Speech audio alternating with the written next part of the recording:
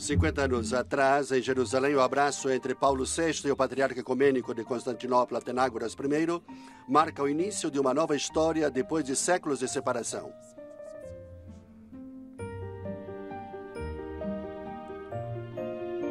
O Papa e o Patriarca falam sobre a estima e a confiança recíprocas, do empenho em prosseguir nos diálogos, da alegria e emoção, expressas com lágrimas, de encontrarem-se finalmente juntos. Há séculos, diz o Patriarca, o mundo cristão vive na noite da separação e os seus olhos estão cansados de olhar no escuro. E Paulo VI, com um realismo pleno de esperança, observa: as estradas que conduzem à união são longas e consteladas de dificuldades, mas as duas estradas convergem e chegam às fontes do Evangelho. 3 anos depois, em 67, Chiara Lubich também se insere nesta página e que permanece uma das mais belas da história do diálogo ecumênico. O relacionamento de Chiara com o patriarca Atenágoras I começou por intermédio de um religioso. Padre Ângelo Beghetto, conhecido como Padre Nazareno, era superior dos frades conventuais em Istambul e teve a possibilidade de conhecer o patriarca Atenágoras, o qual, escutando-o falar de Chiara, lhe confiou: "Quero conhecê-la." Chiara respondeu rapidamente a este convite e no dia 13 de junho de 1967, no Fanar, na sede do patriarca, aconteceu o primeiro encontro. Entramos. Quando estávamos ali, Padre Nazareno me apresentou e disse: "Aqui está a senhorita Chiara Lubich." E o patriarca, levantando os braços, me disse: "Eu a esperava, esperava." Sabem o que ele me disse no final da conversa? "Agora você tem mais um discípulo." O clima era como aquele de 2 carismas que se encontram. Um ambiente acolhedor, vivo, de fogo, de amor, de comunhão, de família, de afeto. De 1967 a 1972, Chiara fez 8 viagens a Istambul e encontrou Atenágoras 23 vezes. Eu sempre acompanhava Chiara a Istambul.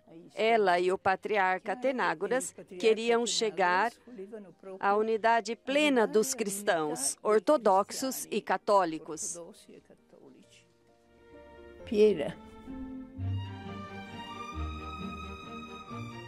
Lembro-me que era o dia 25 de março de 1971. Fomos ao Fanar e eu devia fazer uma entrevista ao patriarca Atenágoras. A primeira pergunta que lhe fiz foi: "Hoje o senhor está completando 85 anos. Pode me dizer qual é a recordação mais bonita da sua vida?"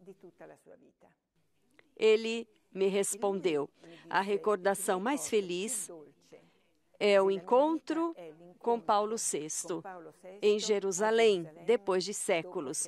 Quando nos vimos, nos abraçamos.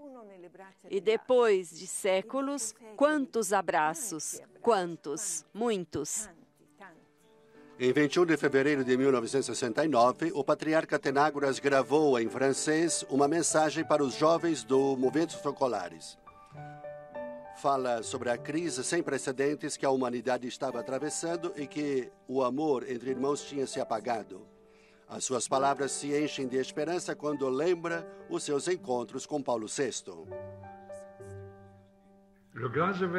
Os grandes acontecimentos eclesiásticos dos últimos 6 anos e os nossos 3 encontros sucessivos com Sua Santidade, o grande Papa de Roma, Paulo VI, que eu considero o grande profeta do nosso tempo, eliminaram as distâncias da separação, construindo uma ponte sobre o abismo. Ele foi o maior carismático que já conheci fora do âmbito da Igreja Católica. Esperava que, através do contato que eu podia ter com Paulo VI, eu pudesse levar ao Papa os seus pensamentos e sentimentos. Atenágoras não chamava Paulo VI, mas Paulo II, enquanto que a mim me chamava Tecla, porque Tecla era seguidora de São Paulo e ele me via como alguém que trabalhava com o Papa Paulo VI. Chiara quis um focolare permanente em Istambul, justamente em função do patriarca Atenágoras, embora não existisse uma comunidade, e enviou a Leta, que sabia falar francês. O patriarca intuiu o dom que o carisma da unidade representa para a Igreja. Chiara mantém Paulo VI sempre informado de todos os seus encontros com Atenágoras e o Papa a encoraja a seguir em frente. Também com o patriarca existe um intercâmbio de mensagens e cartas, nas quais Atenágoras confia a Chiara sua paixão pela unidade. Chiara visitou também os seus sucessores, Demétrio, sobretudo Bartolomeu, que esteve presente em todos os colóquios de Chiara com o patriarca Atenágoras. Patriarca Bartolomeu foi visitar Chiara no Hospital Gemelli e quis agradecê-la e dar-lhe a sua bênção quando ela estava para partir para o céu.